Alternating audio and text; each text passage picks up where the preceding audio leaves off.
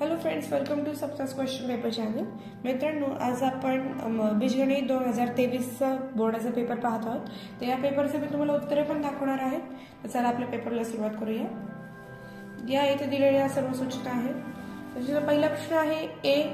पुढील प्रत्येक उपप्रश्नासाठी 4 पर्यायी उत्तरे दिली आहेत. त्यापैकी अचूक पर्याय निवडून त्याचे वर्णाक्षर लिहा. पहिला आहे 4x + 5y = 19 चा आलेख काढण्यासाठी x = 1 असताना y ची किंमत किती? तर याचं उत्तर आहे बी 3. दुसरा आहे खालीलपैकी कोणते वर्ग समीकरण आहे? त्याचं उत्तर हे आहे की a x² + 4x = 11 + x². तिसरा आहे एका अंकगणित श्रेणीसाठी a = 3.5 d = 0 तर tn बरोबर किती? तर याचं उत्तर आहे बी 3.5. चौथा आहे na = 2 तर pa = 1/5 तर ns बरोबर किती? त्याचं उत्तर आहे 10. पुढे आहे पुढील निश्चयकाची किंमत काढा. तर इथे याचं उत्तर काढताना आपल्याला काय करायचं असतं? या दोन संख्यांचा गुणाकार, या दोन संख्यांचा वजा, या दोन संख्यांचा म्हणजे 4 × 7 - 3 × 2 4 × 7 = 28 आणि 3 × 2 = 6 याचं उत्तर 22. म्हणजे पुढील निश्चयाची किंमत d बरोबर 22. पुढे आहे पुढील अंकगणित श्रेणीमधील सामायिक फरक. सामायिक फरक म्हणजे d = काय की t2 - t1. आता इथे हा आहे t1, हा आहे t2, t3, t4. t2 काय आपला इथे 4 आहे -t1 किती 2 म्हणजेच उत्तर काय आलं d = 2 म्हणजे सामायिक फरक किती आला 2 आला. त्याच्यानंतर पुढचा तिसरा प्रश्न आहे एका वस्तूवरील सीजीएसटीचा दर 9% असेल तर एसजीएसटीचा दर किती? तर सीजीएसटी बरोबर एसजीएसटी. त्यामुळे सीजीएसटीचा 9% असेल तर एसजीएसटी पण 9% असेल. आता एक नाणे फेकले असता नमुना अवकाश लिहा, जेस लिहा.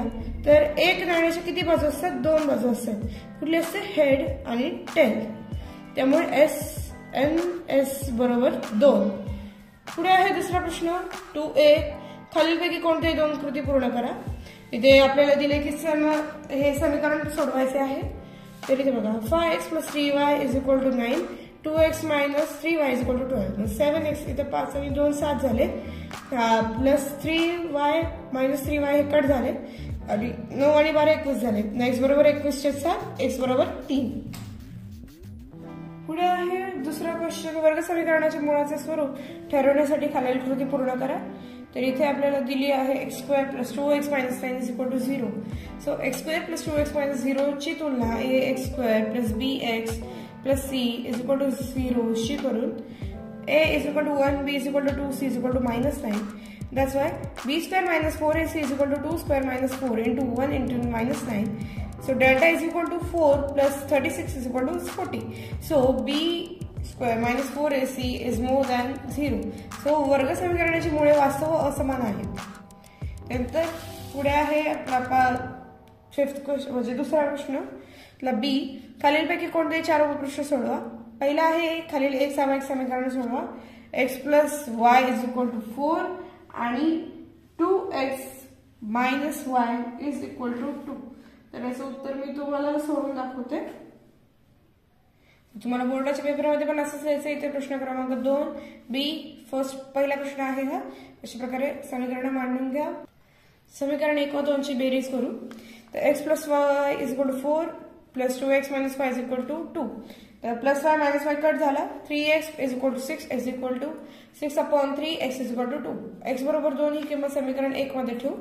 तर x + y = 4 2 + y = 4 y बरोबर 4 - 2 आणि y बरोबर 2. तर समीकरणाची उकल x y म्हणजेच 2 आणि 2 अशी आहे.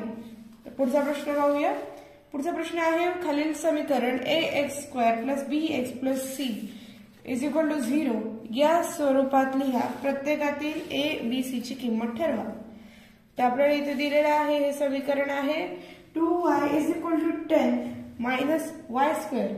तर याचं उत्तर येणार की सामान्य रूप आपलं जे सामान्य रूप आहे ते दिलेलं त्यांनी ax². तर सामान्य रूप ax² + bx + c = 0 शी तुलना करून a बरोबर 1 b बरोबर 2 आणि c बरोबर -3 असे याचं उत्तर येईल. त्यानंतर पुढे आहे आपला प्रश्न, जर अंकगणिती श्रेणीचे पहिले पद a बरोबर 10 व सामान्य फरक d बरोबर 5 असेल तर ती अंकगणिती श्रेणी लिहा. त्याचं उत्तर बघा. a म्हणजे t1 = 10, d = 5. तर आपल्याला अंकगणिती श्रेणी काढताना काय करायचं की t1 = 10, t2 = t1 + d, d म्हणजे अंतर, तर 10 + 5 = 15, t3 म्हणजेच काय तर t2 + d, मग t2 किती आहे 15 + 5 मग 20, t4 t3 + d म्हणजे 20 + 5 25. अंकगणिती श्रेणी आपली 10, 15, 20, 25 अशीच पुढे जात राहणार आहे. अशा प्रकारे आपल्या प्रश्नाचं उत्तर निघालं आहे. चौथा आहे, कुरिअर सेवा देणाऱ्या एका एजंटने एक पार्सल नाशिकहून नागपूरला पाठवण्यासाठी ग्राहकाकडून 590 रुपये घेतले.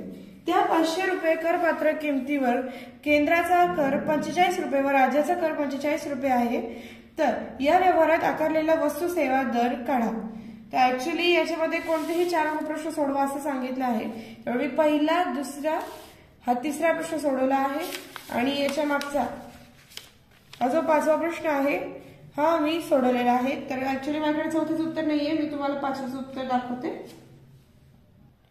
तर मित्रांनो, या प्रश्नामध्ये त्यांनी सांगितले की खालील सारणीचे निरीक्षण करून आपल्याला मध्य काढायचं. तर आपल्याला इथे मध्य काढायला सांगितलं आहे, पण याच्यामध्ये आपल्याला डी बार पण पहिले काढायचं आहे. तर डी बार काढायचं सूत्र काय की summation of FIDI upon summation of FI म्हणजेच काय तर 320/50. मग डी बार येतो 6.4. मध्य म्हणजेच एक्स बार बरोबर काय तर डी बार प्लस A म्हणजे 6.4 अधिक 300. मग मध्य म्हणजेच एक्स बार बरोबर 306.4. अशा प्रकारे आपलं या प्रश्नाचं उत्तर येतं. तिसरा प्रश्न आहे, ए खालीलपैकी कोणतेही एक कृती पूर्ण करून लिहा. 2 मुलगे B1 B2 व 2 मुले G1 G2 यांच्यातून दोघांची एक रस्ता सुरक्षा समिती बनवायची आहे. तर यासाठी नमुना अवकाश लिहिण्यासाठी खालील कृती पूर्ण करा. 2 मुलांची समिती, कुठली समिती आहे ती B1 आणि B2. 2 मुलींची समिती कुठली आहे G1 आणि G2. तर एक मुलगा एक मुलगी यांनी तयार झालेली समिती B1 G1 B1 G2, त्याच्यानंतर B2 G1 आणि इथे आपलं झालं की B1 G1 B1 G2 B2 G1 आणि इथे येणार B2 G2. नमुना अवकाश S किती आलं मग B1 B2 B1 G1 नंतर B2 G1 आणि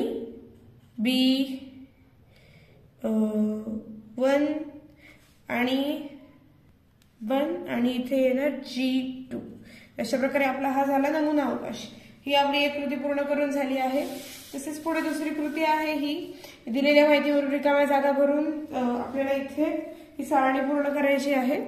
तर इथे आपल्याला दिलेली आहे अमाऊंट, इथे CGST SGST.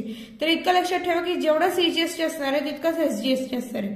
म्हणजे जर इथे CGST मध्ये 2.5% म्हणजे 0.50 रुपये लागले असेल ना तर इथे पण ते तितकेच लागणार आहेत. तर इथे पण 0.50 रुपये येणार आहेत. तसेच इथे जर SGSTचा दर जर 2.5 असेल तर इथे SGSTचा दर पण 2.5% येणार आहे. ते 0.25 आहे आणि इथे पण मग 0.25 येणार आहे. तसेच इथे आपल्याला अमाऊंट द्यायची आहे मसाला डोसाची. तर ही अमाऊंट आपण स्वतः भरायची आहे आणि त्याचा CGSTचा दर पण तितकाच लावायचा आहे. पण आता आपल्याला ऑलरेडी इथे SGSTचा दर दिला आहे. मग SGSTचा रुपयाचा 3 रुपये असतील मसाला डोसाचे, CGSTचे पण 3 रुपये लागणार. सो इथे किंमत येणार 3 रुपये. आणि मग आपण अमाऊंट आपल्याला हवी ती इथे 150 दिली आहे ना, मग काय करायचं की 20 अधिक 10 किती होतं 30. मग 150 वजा 30 जितके होतात ती अमाऊंट इथे आपल्याला द्यायची आहे. ते 150 वजा 30 होतात 120. सो आपण इथे असं लिहायचं की 2 मसाला डोसा म्हणजे 120.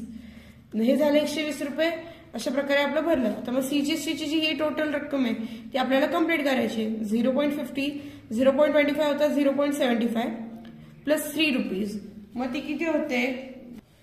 सो इथे देखील आपली अमाऊंट सेमच होते की ₹3.75. ही अशी ही देखील कृती पूर्ण करून झाली आहे. त्याच्यानंतर आहे तिसरा B, खालीलपैकी कोणतेही 2 उपप्रश्न सोडवा. पहिला आहे खालील एक सामायिक समीकरण क्रेमरच्या पद्धतीने सोडवा. 4m + 6n = 54 आणि दुसरं समीकरण आहे की 3m + 2n = 28. त्याचं उत्तर आपण आता पाहूया. 4m + 6n = 54 हे पहिलं समीकरण, 3m + 2n = 28 हे दुसरं आहे. सो d = 4/362 4 × 2 - 6 × 3 8 - 18 बरोबर -10. dm आहे 54 × 2 - 6 × 28 बरोबर 108 - 168 बरोबर -60. dn आहे 4 × 28 - 54 × 3 बरोबर 112 - 162 बरोबर -50. अशा प्रकारे आपले dn आलेला आहे. मग आता m चे यांची व्हॅल्यू काढताना काय करायचं की m बरोबर dm/d बरोबर काय झालं -60 छेद -10. 10 ने 6 ला गुणलं 60 ला गुणलं उत्तर येतं 6. पण इथे वजा दोन्ही वजा चिन्ह आहे तर वजाला वजा कट होतं म्हणून हे +6 झालं. n चा पण तसंच dn/d बरोबर काय झालं -50 छेद -10 बरोबर 5. अशा प्रकारे आपण हा प्रश्न सोडवलेला आहे. पुढील आता दुसरा कुठलाही सांगितलाय ना. दुसरा प्रश्न कुठला आहे, सूत्राचा उपयोग करून खालील वर्ग समीकरण सोडवा. सूत्र कुठलं असतं आपल्याला ते आणि ते सगळं तुम्हाला उत्तर कसं सोडवायचं मी सांगते. इथं क्वेश्चन आहे x² + 10x + 2 = 0. त्याचं उत्तर असं आहे की पहिलं आपण या समीकरणाची तुलना ax² + bx + c बरोबर 0 शी तुलना करतो. तर a बरोबर 1, b बरोबर 10, c बरोबर 2. तर डेल्टा बरोबर काय b² - 4ac बरोबर 10चा वर्ग वजा 4 × 1 × 2 म्हणजे 100 - 8 बरोबर 92. सूत्र आहे ax बरोबर -b + in bracket b² - 4ac / 2a. म्हणजेच काय झालं की आता किमती भरूया. x बरोबर -10 अधिक वजा वर्गमुळात 92 छेद 2 × 1. x बरोबर -10 अधिक वजा वर्गमुळात 92 छेद 2. मग याचे या वर्गमुळाचे काहीच गट पडत नाही त्यामुळे मग डायरेक्टली आपण असं लिहायचं की x बरोबर -10 अधिक 92 वर्गमुळात 92 छेद 2 आणि दुसरं उत्तर x बरोबर -10 वजा वर्गमुळात 92 छेद 2. अशा प्रकारे आपलं उत्तर आलेलं आहे. आता मी एवढे 2च प्रश्न सोडवले आहे. याच्या मागचा जर तुम्हाला हा तिसरा प्रश्न येत असेल की जो आहे अंकांची पुनरावृत्ती न करता 2, 3, 5, 7, 9 या अंकांपासून 2 अंकी संख्या तयार केली तर खालील घटकांची संभाव्यता काढा. तर हा प्रश्न तुम्हाला येत असेल तर तुम्ही तो नक्की सोडवू शकता. चौथा आहे एका आंब्यातील आंब्याची झाडे व प्रत्येक झाडापासून मिळणाऱ्या आंब्याची झाडे यांचे वारंवारता वितरण दिले आहे. त्यावरून ते सामग्रीचे मध्यक काढा. आता मध्यकचं सूत्र काय आहे मी ते तुम्हाला सांगते. तर मध्यकचं सूत्र आहे आपलं इथे लिहून दाखवते मी तुम्हाला. n प्लस ते कंसात येणार n/2 minus cf upon f कंस पूर्ण गुणिले h म्हणजे साईड. अशा प्रकारे हे आपलं मध्यकचं सूत्र आहे. हे सूत्र या सूत्राचा वापर करून आपल्याला या प्रश्नाचं उत्तर काढायचं आहे. त्याच्यानंतर पुढे आहे चौथा प्रश्न. खालीलपैकी कोणतेही 2 उपप्रश्न सोडवा. पहिला आहे ज्या अंकगणित श्रेणीचे पहिले पद p आणि दुसरे पद q आहे आणि शेवटचे पद r आहे तर त्या श्रेणीतील सर्व पदांची बेरीज q + r वजा 2p गुणिले वर्ग कंसात p + r छेद 2 कंसात p वजा q एवढी आहे हे दाखवा. आणि दुसरा प्रश्न आहे की खालील सारणी सामग्री दर्शवणारा वारंवारता बहुभुज काढा. इथे वीज बिले आणि कुटुंबे असं आपल्याला दिलं आहे. याचा वारंवारता बहुभुज आपल्याला आलेख कागदावर काढायचा आहे. आणि तिसरा आहे 5 क्रमागत नैसर्गिक संख्यांची बेरीज 1455 आहे तर ते संख्या शोधा. तर आपल्याला इथे SNचं सूत्र वापरावं लागणार आहे. SNची सूत्र काय आहे की आपल्याला n/2 कंसात 2a प्लस कंसात n - 1 × d हे सूत्र वापरून तुम्ही हे काढू शकता. त्याच्यानंतर पुढे प्रश्न पाहूया. 5वा प्रश्न आहे खालीलपैकी कोणतेही एक उपप्रश्न सोडवा. x + 2y = 4 या समीकरणाचा आलेख काढा व रेषा x अक्षाला आणि y अक्षाला छेदल्यामुळे तयार होणाऱ्या त्रिकोणाचे क्षेत्रफळ काढा. तर अशा वेळेस आपल्याला काय करायचं की x आणि y च्या 3 किमती काढायच्या कोणत्याही. म्हणजे आपण करतो x, y आणि कंसात xy असं जो बॉक्स करतो या बॉक्समध्ये कोणत्याही 3 किमती भरायच्यात आणि याचं जे xy च्या ज्या किमती येतील त्या किमती भरून आपल्याला आलेख काढायचा आहे. आणि त्याच्यामध्ये एक्स अक्षाला वाय अक्षाला जिथे ती संख्या छेदेल अशी क्रॉसमध्ये तो क्रॉस हा बिंदू ही रेषा इथे हा जो त्रिकोण तयार होतो या त्रिकोणाचे आपल्याला क्षेत्रफळ काढायचे। तर मग इथे जी रेषा असेल इथून या संख्येपासून इकडे रेषा या संख्येपासून इकडे रेषा ऍक्च्युअली हा त्रिकोण असा तयार होतो। तर या त्रिकोणामध्ये या मध्यबिंदूपासून इकडे जेवढे संख्या असतील आणि इकडे संख्या असतील त्या मोजायच्या या मोजायच्या आणि त्या प्रकारे आपल्याला त्रिकोणाचे क्षेत्रफळ काढायचे। त्रिकोणाचं क्षेत्रफळ काय असतं 1/2 गुणिले पाया गुणिले उंची। तर अशा प्रकारे आपल्याला त्रिकोणाचं क्षेत्रफळ काढायचं। आणि दुसरा प्रश्न काय आहे की एका सर्वेक्षणावरून असे लक्षात आले की शहरातील 180 लोकांपैकी 70 पिझ्झा खाणारे 60 बर्गर खाणारे आणि 50 चिप्स खाणारे आहेत। तर वरील माहितीवरून वृत्तालेख काढा। तर हा वृत्तालेख ऍक्च्युअली मी असा काढला आहे, माझ्या मते हा वृत्तालेख असा बरोबर आहे। तुम्हाला जर याच्यामध्ये काही शंका असेल किंवा काही प्रश्न असेल किंवा जर माझं उत्तर चुकलं असेल किंवा बरोबर असेल तर मला ते कमेंट करून नक्की कळवा, कारण त्यांनी सांगितलं की हा वृत्तालेख 180 अंशाचा आहे। तर 70 पिझ्झा खाणार आहेत, हे 60 बर्गर आणि हे 50 चिप्स खाणार आहेत। तर अशा प्रकारे माझा वृत्तालेख आलेला आहे। तर मित्रांनो आपला व्हिडिओ इथेच संपलेला आहे। जर हा व्हिडिओ तुम्हाला आवडला असेल तर लाईक करा, चॅनलला सबस्क्राईब करा। भेटूया नेक्स्ट व्हिडिओमध्ये, तोपर्यंत बाय।